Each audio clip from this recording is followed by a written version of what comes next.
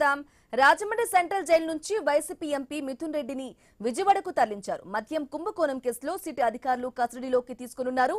ఇక మిథున్ రెడ్డిని 2 రోజుల కస్టడీకి ఏసీబీ కోర్టు అనుమతిచ్చింది. మద్యం కుంభకోణంలో మిథున్ రెడ్డి నిందితుడిగా ఉన్నారు.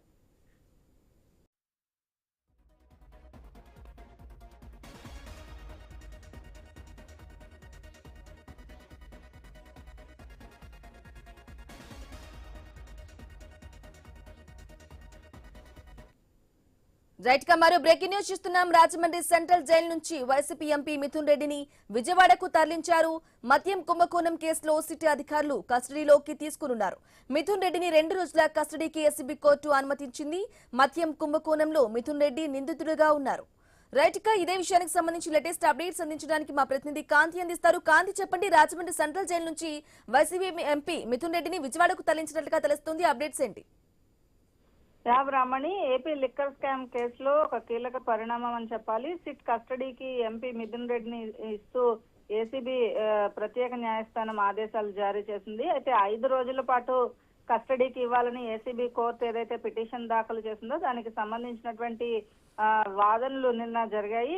ఈ నేపథ్యంలో 2 రోజుల పాటు కస్టడీకి ఇస్తూ ఏసీబీ కోర్టు అయితే ఆదేశాలు జారీ చేసింది. అయితే ఈ రోజు ఉదయం రాజమండ్రి నుంచి విజయవాడకు ఎంపీ మిథున్ రెడ్డిని తీసుకొచ్చారు. అయితే సిట్ పిటిషన్ కి సంబంధించినటువంటి దాంట్లో మిథున్ రెడ్డికి సంబంధించి అంటే 19, 20 తేదీల్లో 2 రోజుల పాటు కస్టడీకి తీసుకునేందుకు అవకాశం కల్పించింది. ఈ నేపథ్యంలో ఉదయం 8 గంటలకు మిథున్ రెడ్డిని కస్టడీలోకి తీసుకున్నటువంటి సిట్ అధికారులు సాయంత్రం 6 గంటల వరకు కూడా ఏదైతే అనుమతి ఇచ్చింది విచారణ చేసేందుకు. ఈ నేపథ్యంలో ఎంపీ మిథున్ రెడ్డిని ప్రశ్నించిన తర్వాత గతంలో కూడా సిట్ అధికారులు ఎక్కడైతే మిథున్ రెడ్డి సిట్ ఆఫీస్ కి వచ్చిన తరుణంలోనే సుదీర్ఘ విచారణ తర్వాత ఆయనను అరెస్టు చేయడం జరిగింది. అయితే ప్రస్తుతం ఈ రోజు రేపు 2 రోజుల పాటు లిక్కర్ స్కామ్ లో మరిన్ని వివరాలు రాబట్టేందుకు సిట్ టీం అయితే సిద్ధమైంది.